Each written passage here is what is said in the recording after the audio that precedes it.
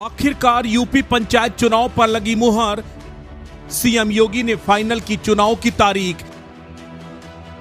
Cabinet से पास हुई file तो मुस्कुराए लोग। सरकार ने ओबीसी आयोग का कर दिया गठन।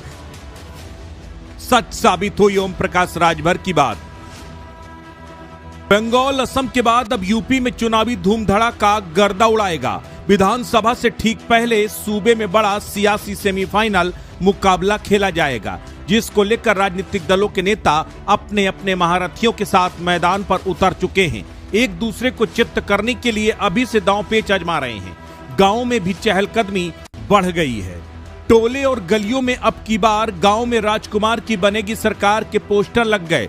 भावी सरपंचों ने फिर से तिजोरी खोल दी। मैखानों की रौनक बढ़ गई है। दावेदार अपनी जीत पक्की करने के लिए वादों का पिटारा खोल रहे हैं। कोई गरीब की बेटी की शादी का खर्च उठाने की शपथ ले रहा है, तो कोई गांव को लंदन बनाए जाने का सपना ग्रामीणों को दिखा रहा है। ऐसे में हम आपको बताते हैं कि गांव के नेताजी एकाएक क्यों एक्टिव हो गए, क्यों अपनी जेब खोल दी। तो इसके पीछे है योगी सरकार का एक फैसला, जिसके चलते पंचायत चुनाव में उतरने वालों के चेहरे मुस्कान आ गई है।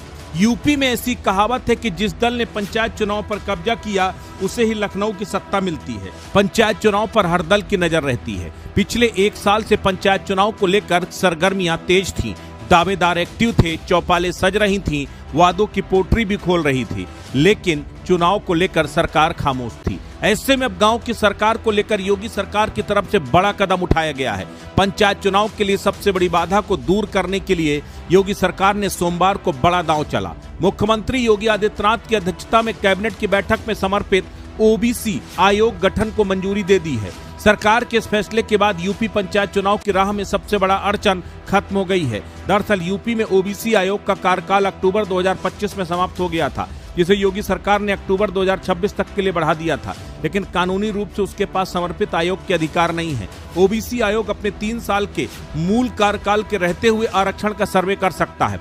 ऐसे में योगी सरकार ने कैबिनेट के जरिए ओबीसी आयोग के गठन करने का फैसला किया।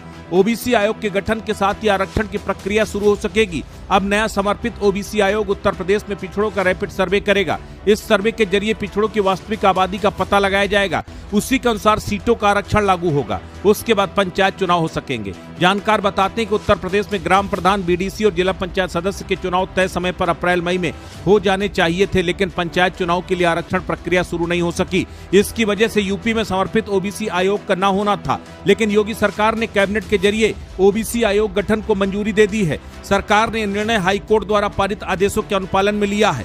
सुप्रीम कोर्ट के साफ निर्देश है कि स्थानीय निकाय चुनाव में ओबीसी आरक्षण के लिए ट्रिपल टेस्ट की व्यवस्था जरूरी है। इसके लिए समर्पित आयोग का गठन और वास्तविक आबादी का रैपिड सर्वे और कुल आरक्षण 50% की सीमा के भीतर रहे। ऐसे में ओबीसी आयोग के गठन के बाद आरक्षण की प्रक्रिया शुरू होगी। सरकार के आयोग गठन का फैसला लिए जाने नया आयोग ओबीसी की आबादी का सामाजिक और राजनीतिक स्थिति का आकलन का सर्वे करेगी। ओबीसी आयोग के सर्वे के आधार पर यह तय होगा कि पंचायतों में ओबीसी आरक्षण कितने प्रतिशत और किन सीटों पर लागू होगा।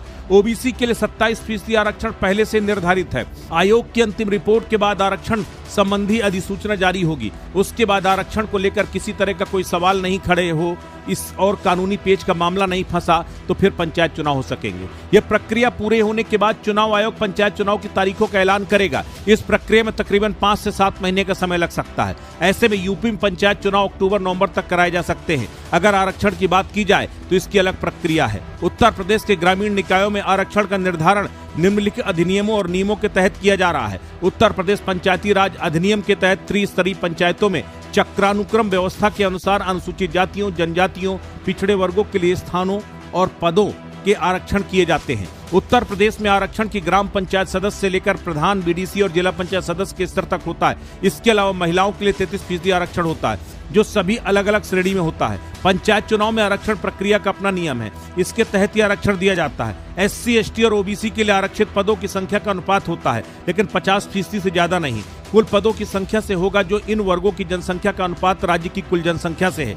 पिछड़े वर्गों के लिए कुल पदों का आरक्षण 27% से अधिक नहीं होगा। उत्तर प्रदेश में करीब 57,691 ग्राम प्रधान, पंचायत सदस्य और क्षेत्र पंचायत सदस्य, 826 ब्लॉक के प्रमुख, 3200 जिला पंचायत सदस्य और 75 जिला पंचायत अध्यक्ष के चुनाव होने हैं। उत्तर प्रदेश में ग्राम पंचायत प्रधान ग्राम पंचायत सदस्य, क्षेत्र पंचायत सदस्य यानी बीडीसी और जिला पंचायत सदस्य यानी डीडीसी का कार्यकाल मई 2026 तक है। इसके अलावा ब्लॉक प्रमुख और जिला पंचायत अध्यक्षों का कार्यकाल जुलाई 2026 के पहले सप्ताह में खत्म हो रहा है। पिछली बार अप्रैल 2021 में पंचायत चुनाव हुए थे, जिसके चलते माना जा रहा था कि इस साल अप्रैल में पंचायत चुनाव कराए जा सकते हैं, लेकिन ओबीसी आरक्षण प्रक्रिया के लिए समर्पित आयोग न होने से मामला फंस गया। ऐसे में हाई कोर्ट ने लखनऊ बेंच ने योगी सरकार को ओबीसी आयोग बनाने के दिशा निर्देश दिए थे। इसी के मद्देनजर सरकार ने ओबीसी आयोग का गठन का फैसला किया है, जिसके चलते पंचायत चुनाव की सबसे बड़ी बाधा खत्म हो गई है।